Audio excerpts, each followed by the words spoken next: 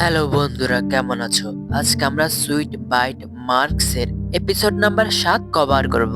এর আগের 6টা এপিসোড যারা দেখেনি, লিংক ডিসক্রিপশন বক্সে দেয়া আছে। তাহলে শুরু করা যাক। এর আগের এপিসোডের শেষের দিকে আমরা দেখেছিলাম যে রয় কিছু মানুষদের সাথে ঝগড়া করছিল। তারা মূলত ছিল ওই অনুষ্ঠানের সিকিউরিটি গার্ড, যারা রয়কে বলে যে নোবেল বেজ ছাড়া তোমাকে আমরা এখানে ভেতরে ঢুকতে দিতে পারি না। তখন ভেতর থেকে একজন সিকিউরিটি গার্ড এসে রয়কে বলে যে রয়, তোমাকে হল অফ এল্ডার্সরা ডাকছে।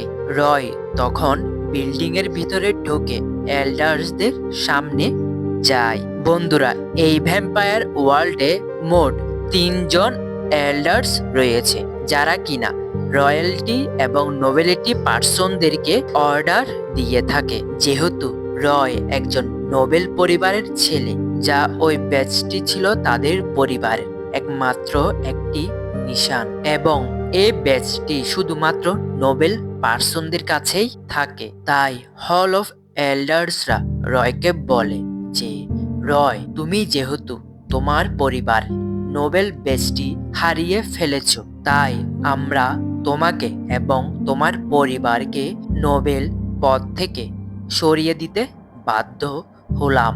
যা শুনে রয় বলে, ইওর ম্যাজেস্টি, আমাকে 24 ঘন্টা সময় দেন। 24 ঘন্টার মধ্যেই আমি ওই চোরকে এবং নোবেল বেজটিকে খুঁজে বের করবই। যা শুনে হল অফ এল্ডার্সরা বলে যে ঠিক আছে, তোমাকে আমরা 24 ঘন্টা সময় দিলাম। যদি তুমি না পাও এই 24 ঘন্টার মধ্যে, তাহলে আমরা তোমাকে নোবেল পদ থেকে সরিয়ে দিতে বাধ্য হব। যেহেতু তোমার সকল পরিবার আমাদের একজন বিশ্বস্ত মানুষ ছিল, তাই আমরা তোমার উপর এই উপকারটা অবশ্যই করব।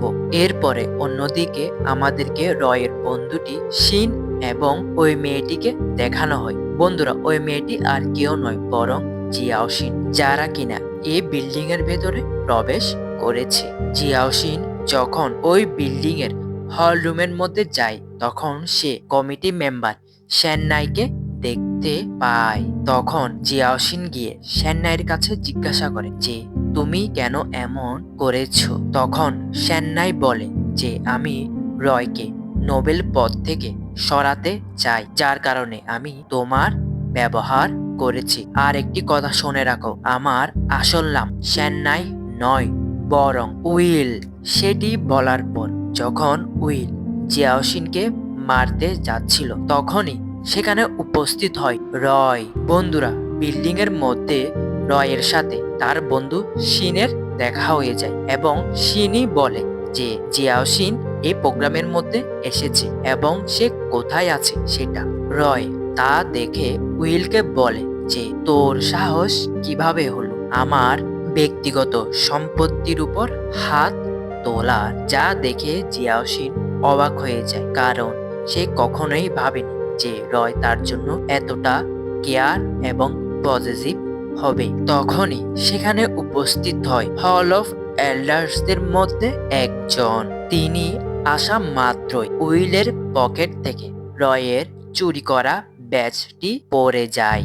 যা দেখে ঘটনা তখন সবার সামনে একেবারে পরিষ্কার হয়ে যায়। তখন এল্ডার্স বলে যে তোমার উপর অনেক বিশ্বাস ছিল, তুমি এমন কাজ করেছো উইল। এরপরে কিছু গার্ড এসে উইলকে সেখান থেকে নিয়ে যায় এবং রয় তার নোবেল ব্যাজটি নিয়ে ফেলে। এরপরে আমাদেরকে একটি ছোট করে ফ্ল্যাশব্যাক দেখানো হয়, যেখানে জিয়াওশিন রয়ের বন্ধু শিনের সাথে কথা বলছিল। তখনই শিন পকেট থেকে নোবেল বেজটা বের করে। হ্যাঁ বন্ধুরা, শিন আগেই পেয়ে গিয়েছিল রয়ের এই নোবেল ব্যাজটি সেননাইয়ের রুম থেকে। যা দেখে জিয়াওশিন অবাক হয়ে যায়। তখন শিন বলে যে তোমাকে আমার একটি কাজ করতে হবে সেননাইকে ধরার জন্য।